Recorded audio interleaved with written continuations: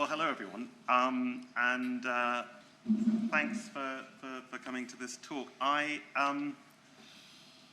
think that the last session obviously flows really nicely into this one in terms of trying to get a perspective from the early career professionals that work in publishing. So what we're going to talk about now are what publishing executives want and need from early career professionals that work in publishing. And I think that the themes that we heard in the last session are going to carry on absolutely into the next one. I was really taken with that final comment that Jessica made. You know, we want everything immediately and now.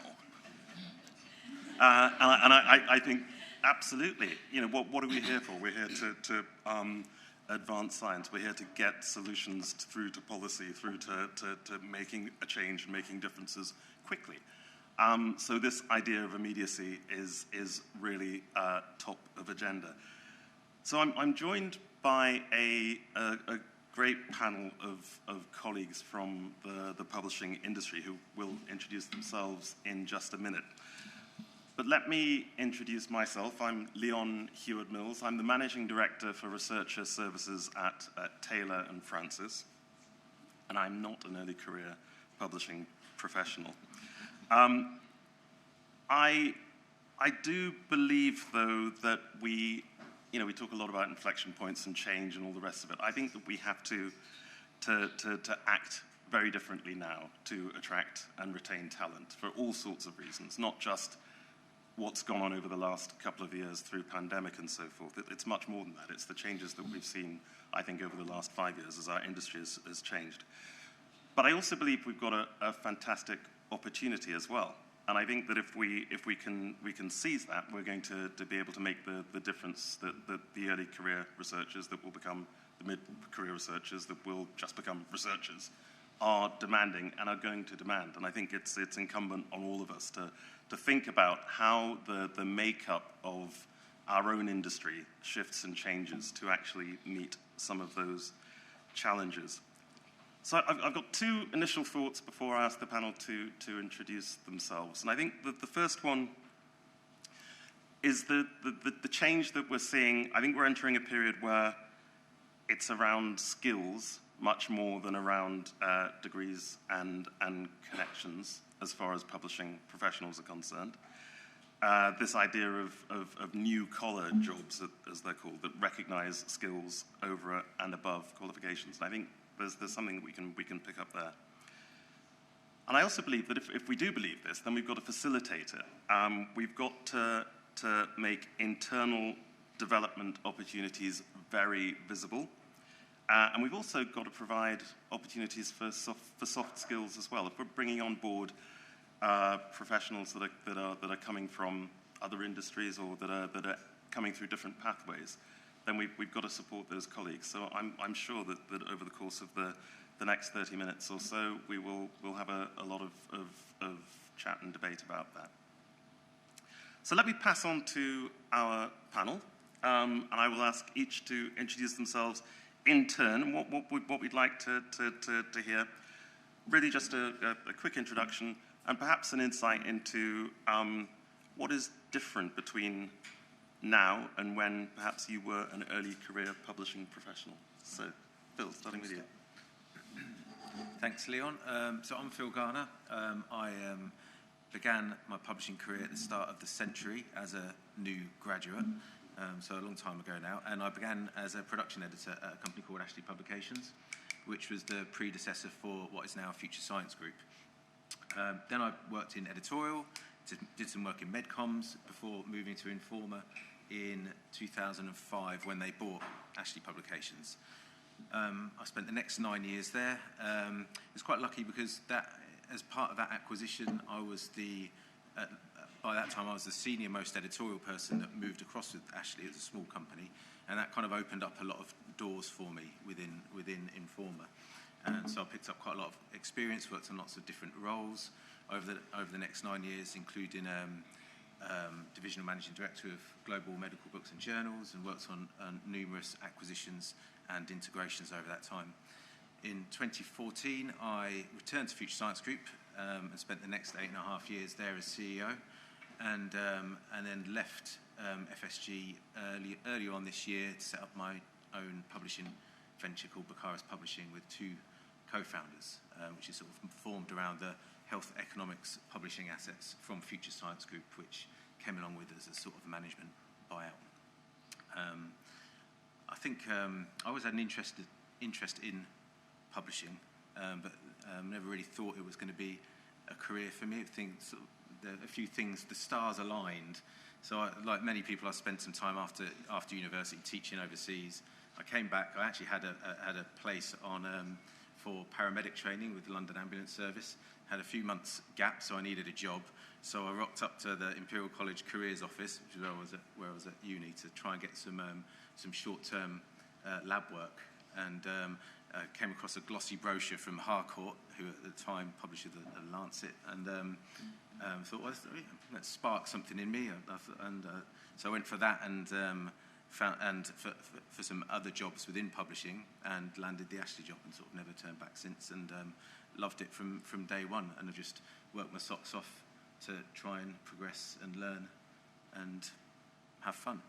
I think the key thing for me that's different is just everything really, but it's just the scale and complexity of the industry is just vast now.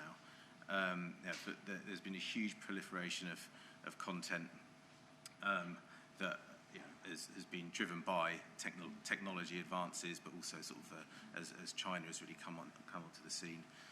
But that's led to loads of new players coming into the market, both publishers and also people providing products and services to the industry. So that just means more and more opportunities for people to join or move around within the industry. Thanks, Phil. Sabina. Hi everyone, so I'm Sabina, I'm the Director of Publishing Ethics and Integrity at Taylor & Francis. So I joined publishing in 2008. It was my second career. I was also in neuroscience. That was my passion. I was coming to the end of my postdoctoral fellowship. So I was at a crossroads in my career in terms of I could either go on and do a second postdoc, in which case you're really committing to academia at that point, or I could try something else. And I had become, like through my PhD and postdoc experience, I was frustrated with the publishing experience. It was, you write your paper, you pour your heart and soul into it, you send it off somewhere, some editor somewhere picks it up when they feel like it, and then they send you a decision. And I just thought, do you know what, I just want to know about this. I want to find out what goes on behind the curtain. How do publishers work? How do editors make decisions? So it was really random. I just totally thought, I saw an advert for assistant editor position at Biomed Central, open access publisher. I didn't know what an open access publisher was because I was in quite well-funded institutions. I had access, I didn't know. My institutions were buying subscriptions to these journals. So I would go on PubMed, find the papers I want, and every now and again, I would come across a block where I'd get the message going, your institution does not have access to this paper. And I go, what nonsense is that? How can we not have access? The privilege that, I felt I had.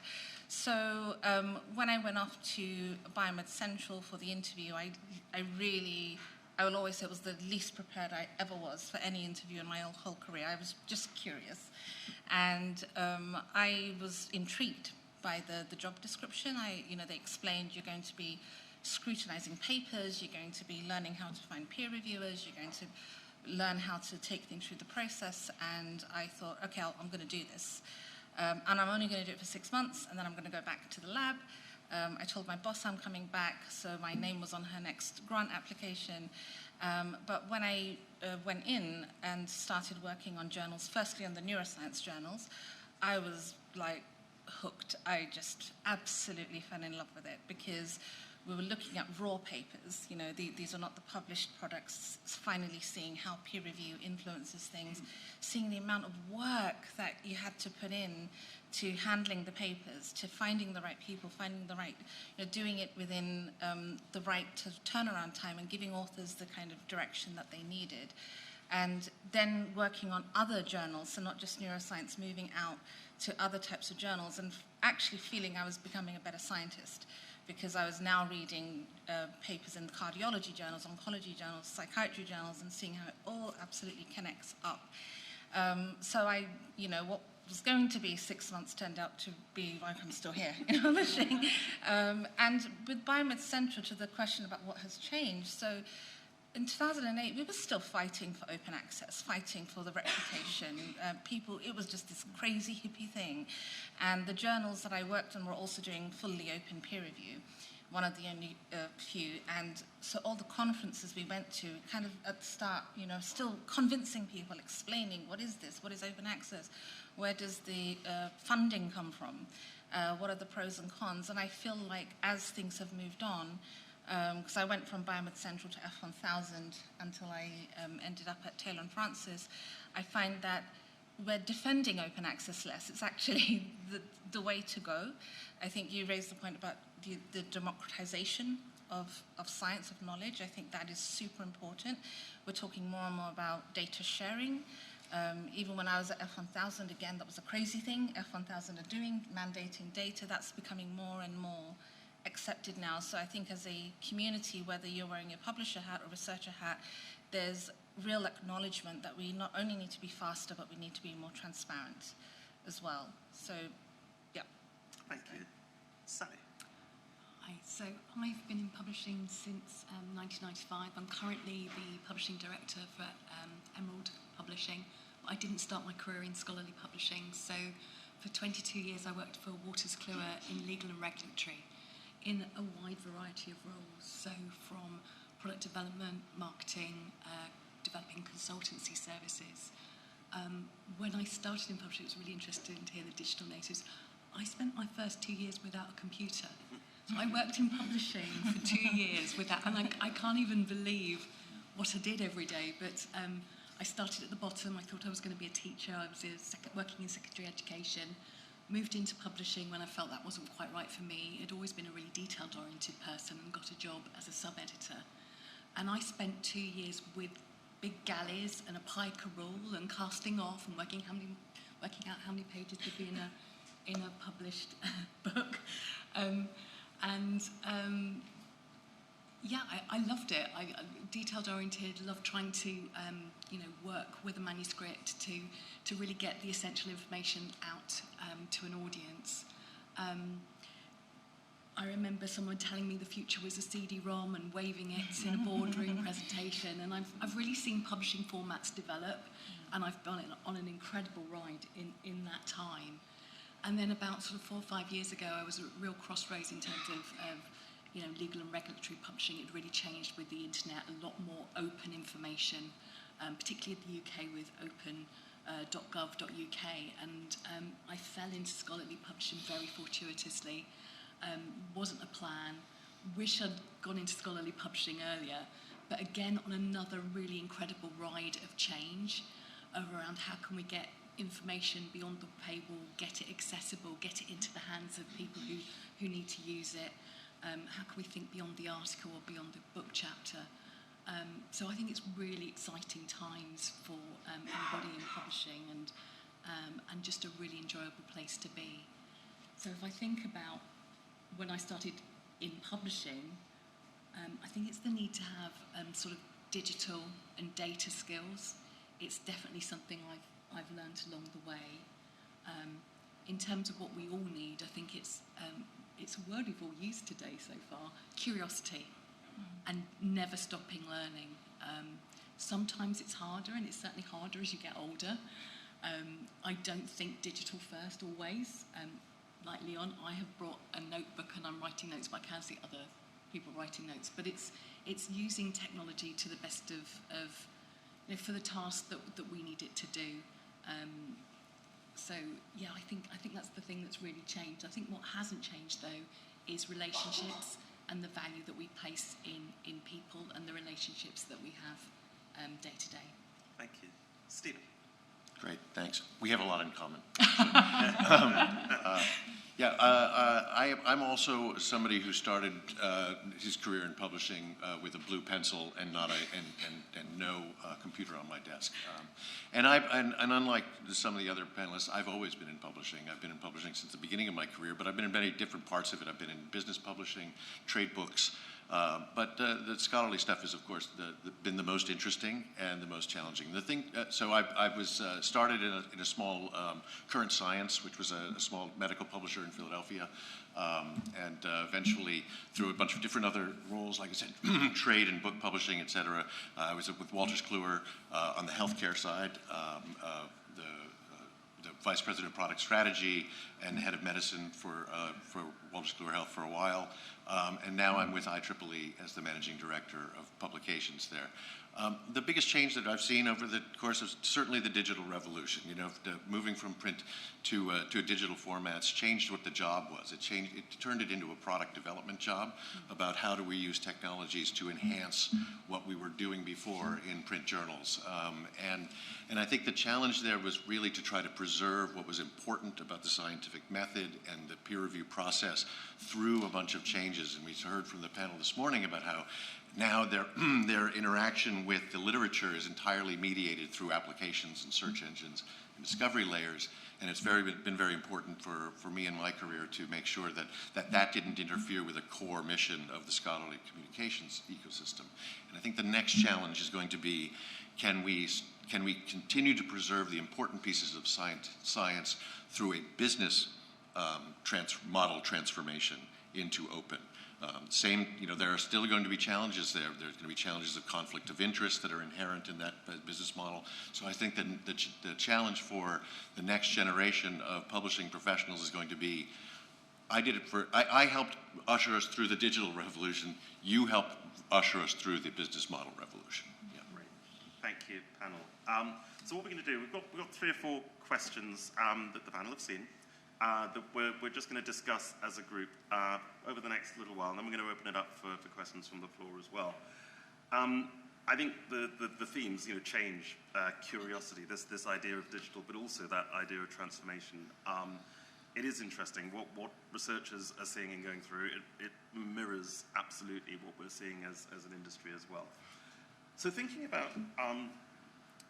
early career publishing professionals. Is there such a thing as an early career publishing professional? How would you define that? Anyone? Well, judging from this panel, it's people who are doing something else first. And I think it is a bit of a rare breed. I mean, not a lot of people join publishing, scholarly publishing in particular. You come out of, you have to have the requisite education to even get there. So you're at least in the United States, you're going to be burdened with a lot of student loans and trying to survive in New York City on a $40,000 a year salary and pay off your student loans is not particularly easy. So I think we have a lot of difficulty in our industry recruiting. This may be just an American perspective, but very difficult recruiting talented people that are, in their 20s, that early in their career. So I think more often I'm seeing people who are coming out of research or coming out of the pharmaceutical industry who are disillusioned with that job in a lab and want to try something else, and they're more in the position to. Those are our early career professionals. I think I've got on the flip side of that. I joined publishing as a brand new graduate, so the earliest career publishing professional you could get, and for me that worked, and I always felt like I was supported and had opportunities to advance, even if there wasn't a very clear structure to advance into. There were opportunities as the industry changed, which was really important. So and over the years, either directly or indirectly, I've recruited probably hundreds of people, and the majority of those have been early career folk, and most of those have been new grads, whether straight undergrads or PhDs. And it's interesting. I was reflecting with myself on how that is, the reasons behind that. So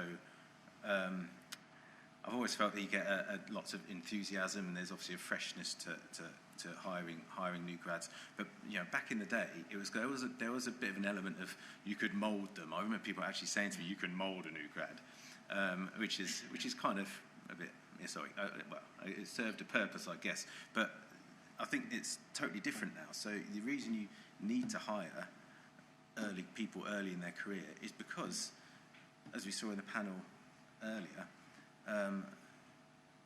there's a total generational shift in how people are just living their lives. And if you're digitally native, it's not about learning the skills to use technology. It's about being immersed in that throughout your whole life. So even if you've spent all your time learning how to do it, like I have, I think I'm quite competent and technically able, but I still don't live and breathe it. I still need a notepad and things like that. So, but that's not how our readers, increasingly so, are living their lives. So we need to be recruiting from an early age so that we're meeting our customer needs and providing the right user experience in my mind. And I do think, again, just going back to the previous panel, I think it was interesting the point that was made, the final question that was asked around, 20 years' time, what do we think that the industry, whatever that means, will look like?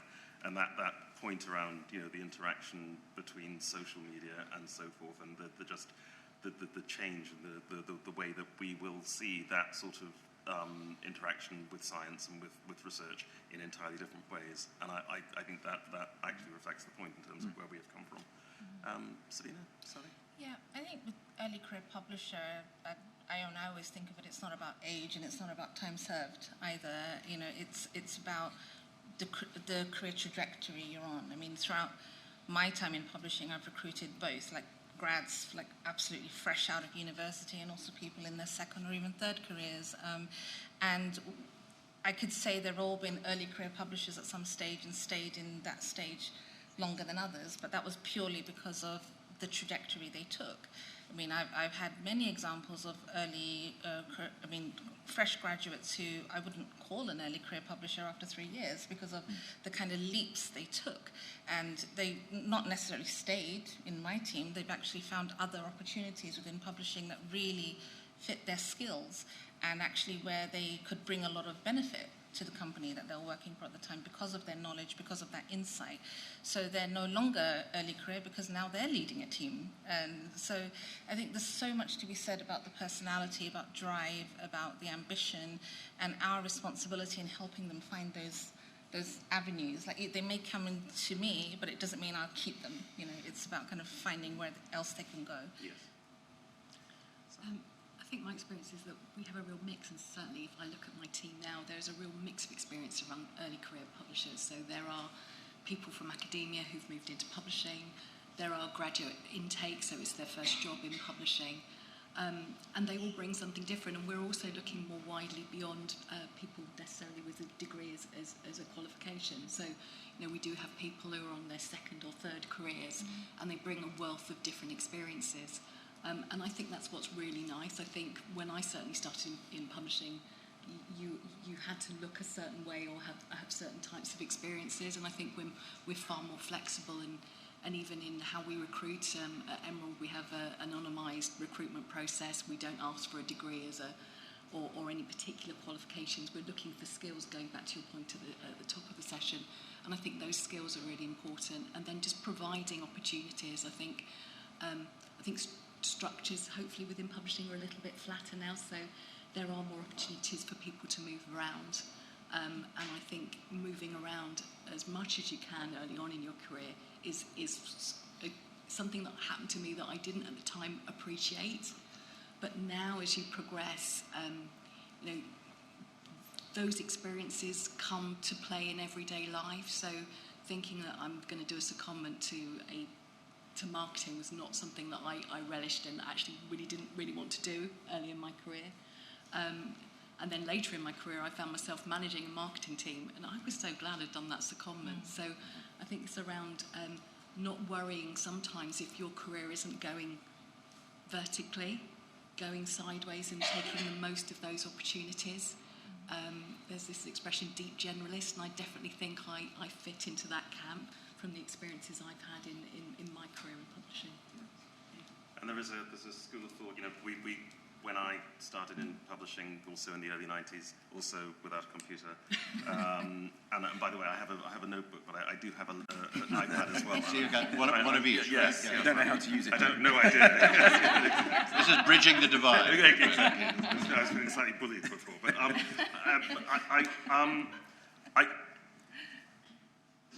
so there is this idea that when I started, there was a career ladder, and there was a very clear career pathway that you would follow, and you'd wait to become a manager, and then a team leader, a manager, and all the rest of it. That the flattening of structures certainly has happened and is accelerating. And we now talk much more about sort of generalized pathways within divisions, but also career maps, and actually not looking at a particular pathway through one area, but looking at that sort of map that you can take jobs that have got similar or attributes to the ones that you're working in now. And I think that's really attractive, because I think what you're looking for, particularly when we are seeing more entrants who have got a range of backgrounds who may not have come out of university. As I say, you need to think about, yes, the soft skills and how you upskill and how you train people within the industry, but you also need to take time to work with those individuals to think about what the career path is that they could follow that will best serve the organization. And I think that the most progressive organizations are thinking about that. They're thinking about their employer brand really actively as well, and they're thinking about what it is that some of the new entrants that do operate differently, have different issues as far as the trust and relationship that they had with their employer. There's not that older sort of paternalistic view that there was in the early 90s when I came in. There's a much more much greater likelihood that anyone is going to question and is going to challenge, and I think that we really do need to relish that. So the second question is around that challenge of attraction and retention, just how the challenge of attraction and retention has changed over the past couple of years through the pandemic, but also with the growth in opportunities as we've moved to a more open or a more sort of data and services-led industry, just how that challenge of attraction and retention has changed over the past few years. Anyone like to dive in on that one? Sally? I think attracting new talent hasn't been difficult, particularly I think there's lots of talent out there. People are now looking to publishing, particularly those second and third career people. And I think the joy of the pandemic for us being a publisher based in Yorkshire is that we've embraced hybrid and totally flexible working. So we're looking at recruiting and much more widely than we were. We don't need to be in the office. We've made it work really well. We were on that journey anyway, but we've fully embraced remote hybrid working, being fully flexible, so we don't have core hours. We're also trialing different work patterns. And that flexibility brings people to you. And that's been fantastic, getting a real range of skills and backgrounds and just new talent into the business has been really exciting. Retaining people can be a little bit harder. We've probably got more churn now because we're not necessarily recruiting locally and we're recruiting nationally. But I don't see that as a bad thing either, because as you lose people, it's always sad to lose people, but you get other new people in, again, who bring different skills and experience. So I actually welcome the disruption that COVID and brought, because it made us challenge perhaps more outdated employment practices that we did have, and we were on that journey to change, but it accelerated. It's a bit like, we needed to do it now. We needed to change. And have you experienced or have you had to think about, operating procedures and the way that you work, given that increase in churn? What's that meant for the organisation? A lot more perhaps cross-skilling, and also listening to how people want to work and things that they want to learn. So we never really say no. If someone says, I think this might be a really good idea, can I do that? We'll have that conversation.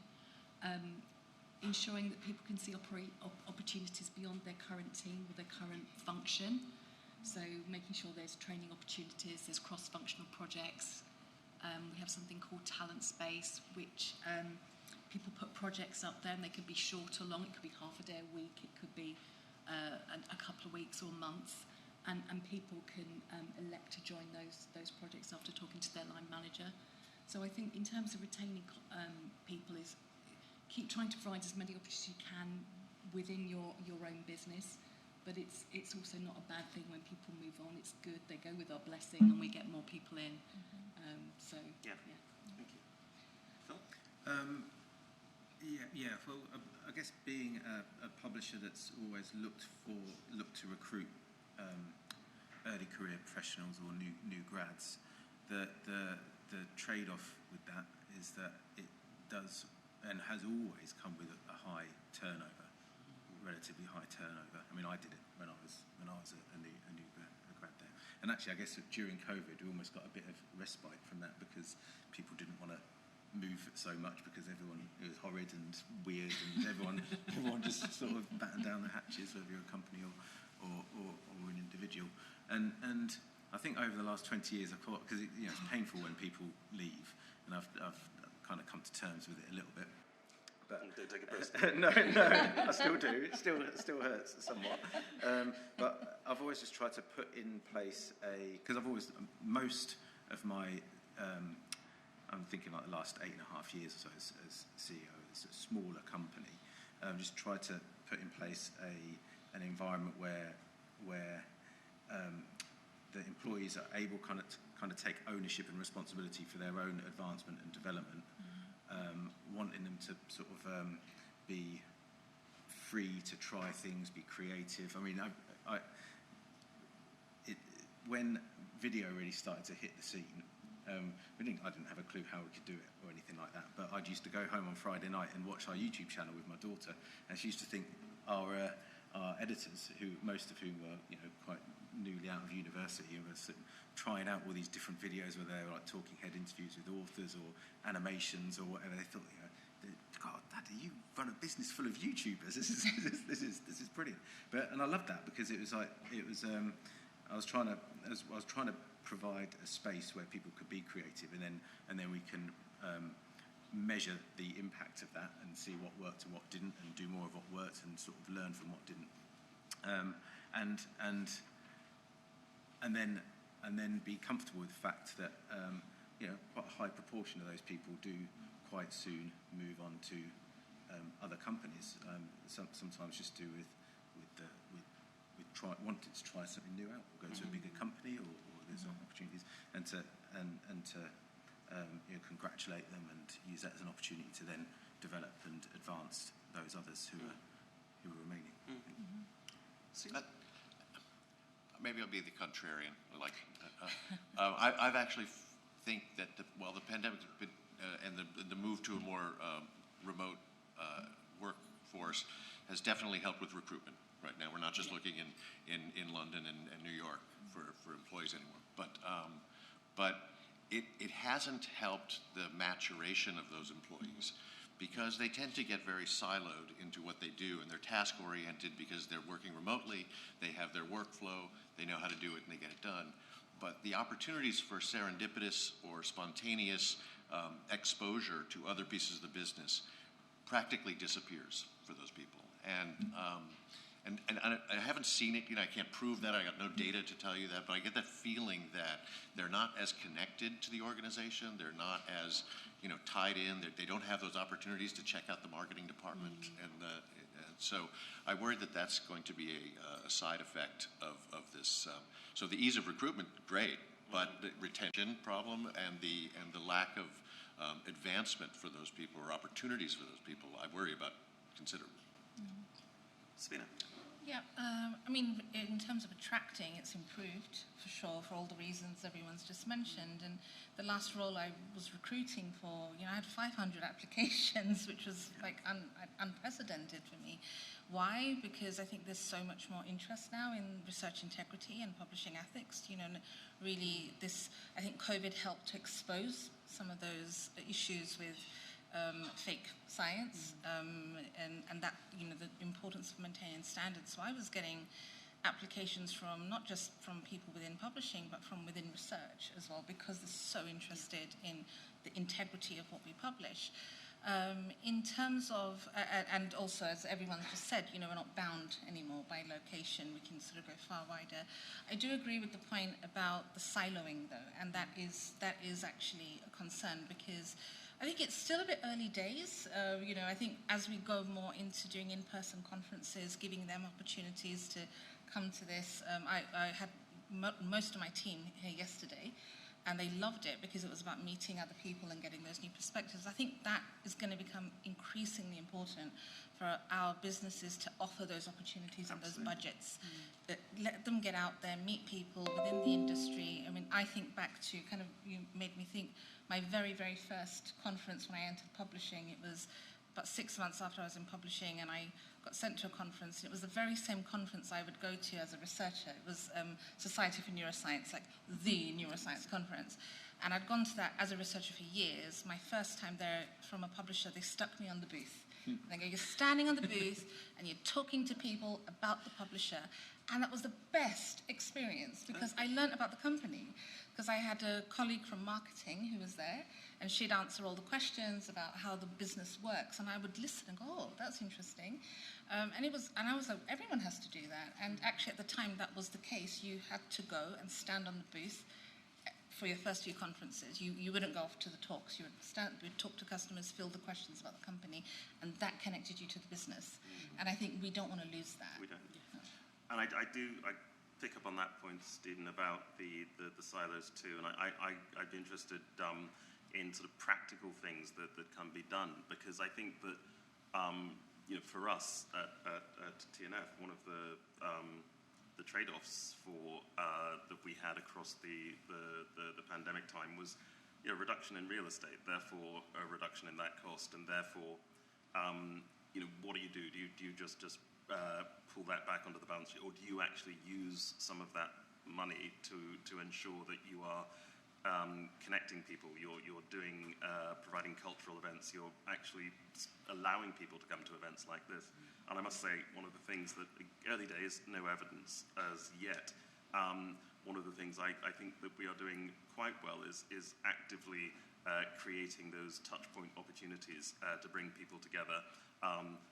At conferences, yes, but also at special events for the organisation as well, to try and actually spend money practically to do what we can. And I think it's really important, not just because people are stuck out in their bedrooms and across the Midwest or wherever, but also we attach people to hubs as well. So everybody has a hub that they're connected to, and there's an expectation that they will go into that hub for an event periodically, and I think that could make a difference. But I think it is going to be a challenge. Yeah. I would agree. I think replicating those sort of water cooler moments, those serendipitous moments where you overhear a conversation and you can join in. And I think events, I think there is a real responsibility on us to try and organise some of those things that would have happened naturally and put money behind them, definitely. Yes. So, final question, because I want to, like, just in a word, I think, when you are thinking about new entrants to your business, what are you looking for, and how do you ensure that you find what you're looking for? So, in a word or two, Stephen. I think the most important thing for us is commitment to the mission of what we're doing. So not a skill set, not particularly a range of experience, but an understanding of what the IEEE's mission is, which is advancing technology for the benefit of humanity, and feeling that they're an active participant of that and being willing to commit to that. The rest will follow. Yes. That's what I look for. Sally? Probably similar passion. I think skills and experience are great, and recognising more diverse skills and experience, but as a mission-led publisher, someone who's passionate about what we're doing. Yes. Sabina? So definitely curiosity and adaptability, and I always get to that through those scenario-based questions. Just seeing how it's not about the actual situation, but it's about how they adapted and what they learned from it. Yes. Phil?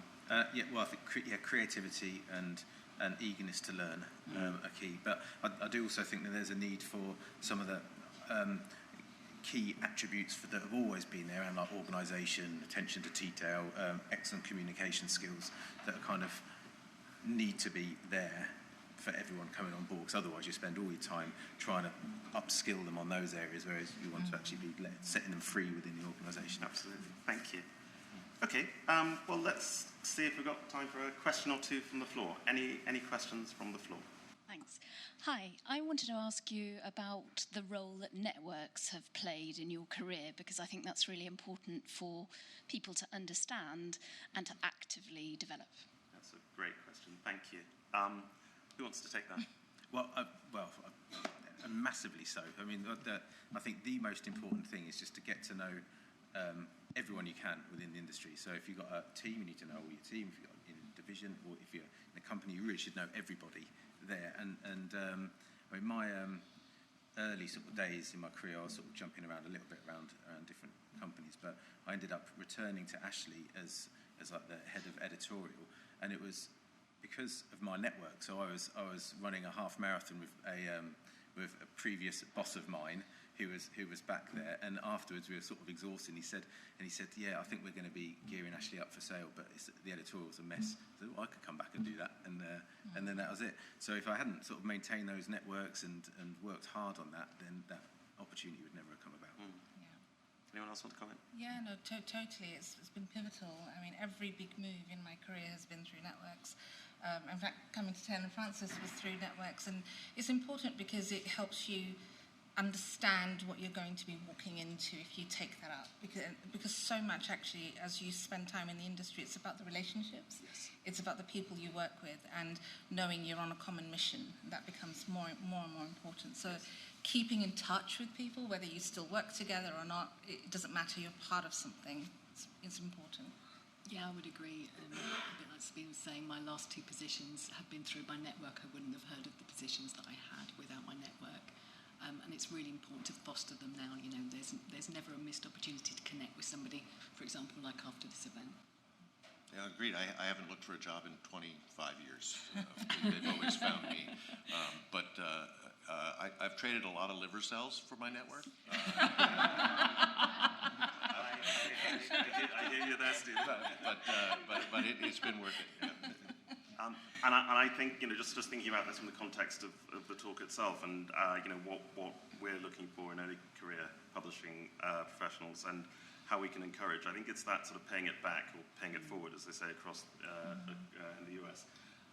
What we can do to reach out. So there's a lot of reverse mentoring that we do within our organisation. There are a lot of buddying opportunities that we create as well. But I think you have to be so active in building that network, but also encouraging people to join it as well. I've always said, my door's always open throughout my career. Nobody ever comes in. I'm sitting there with a look on my face. Because I'm in my bedroom. but back in the day when I was in an office, my metaphorical door was always open.